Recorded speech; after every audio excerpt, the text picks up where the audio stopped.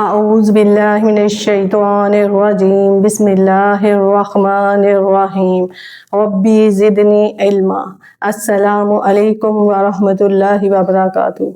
جیسا کہ آپ جانتے ہیں کہ ہمارے مدرسہ صراط مستقیم کی جانب سے باطنی گناہوں پر ایک پروگرام دکھایا جا رہا ہے، جس میں سب سے پہلا جو ٹاپک تھا وہ حسد کے بارے میں تھا۔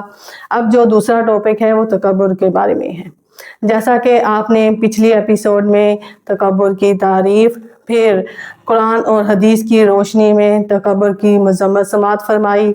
اور پھر اب جو ہے اگر عقلی لحاظ سے بھی غور کیا جائے تو ہر وہ انسان جسے اللہ تعالیٰ نے عقل اور شعور عطا فرمایا ہے،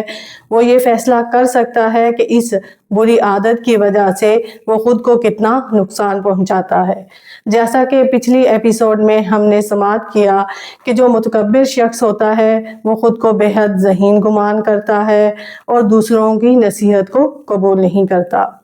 اور پھر اپنی یعنی رائے کو حتمی اور ہر لحاظ سے کامل اور اکمل تصور کرتا ہے، اور دوسرے کی بہترین سے بہترین رائے میں بھی اسے نقص نظر آتا ہے،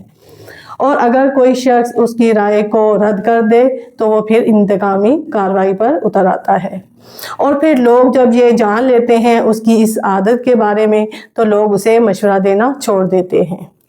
اور اس کا ایک بہت بڑا نقصان متکبر شخص جو ہوتا ہے وہ دوسروں کی دل آزاری کا سبب بھی بنتا ہے، اور وہ لوگوں کو چھوٹی سے چھوٹی بات پر ڈانٹنے اور جھڑکنے کی عادت میں مبتلا ہو جاتا ہے، اور پھر چاہے اس میں اس کے گھر والے ہوں، اس کے دوست احباب ہوں یا پھر اس کے پڑوسی ہوں، وہ سب کو قلبی رنج میں مبتلا کر دیتا ہے اور دوسروں کا مذاق اڑاتا ہے، اور اس طرح وہ اپنا اعمال نامہ جو ہے وہ گناہوں سے بھرتا چلا جاتا ہے۔ پھر متکبر شخص جو ہوتا ہے وہ لوگوں کے دل سے اپنی محبت بھی نکلوا بیٹھتا ہے۔ لوگ جو ہیں وہ مختلف وجوہات کی بنا پر یعنی کہ اپنے چہرے سے اس کا اظہار نہیں کرتے، لیکن اپنے دل میں اسے دیکھتے ہی وہ ایک ناگواری محسوس کرتے ہیں، اور جب لوگوں کو معلوم ہو جاتا ہے کہ اسے اس فیصلے سے نقصان پہنچنے والا ہے تو لوگ جو ہیں اسے مشورہ نہیں دیتے، بلکہ وہ لوگ چاہتے ہیں کہ اس کا نقصان ہو جائے، یعنی کہ وہ لوگوں کے دل سے اپنے لیے ہمدردی بھی ختم کروا بیٹھتا ہے۔ پھر متکبر شخص جو ہے وہ لوگوں کو حقارت کی نگاہ سے دیکھتا ہے، اور انتہائی اس کے مخلص دوست جو ہر مشکل میں اس کے کام آتے ہیں، جب وہ دیکھتے ہیں اپنے ساتھ اس کا ایسا رویہ تو اس کا دل ٹوٹ جاتا ہے اور وہ پھر اسے چھوڑ دیتے ہیں، اور پھر اس کے نزدیک خوش آمدی، مطلبی اور مفاد پرست جو لوگ ہوتے ہیں وہ اس کے ساتھ آ جاتے ہیں، اور اس طرح وہ اپنا ایک بہت بڑا نقصان کروا بیٹھتا ہے۔ پھر متکبر شخص جو ہوتا ہے اس کی زبان سے کلمات کفر بھی جاری ہو جاتے ہیں، اور اس کی ایک بہت بڑی وجہ جو ہے وہ دوسروں کی نصیحت کو قبول نہ کرنا ہے، کیونکہ متکبر شخص جو ہے وہ دوسروں کی نصیحت کو قبول نہیں کرتا۔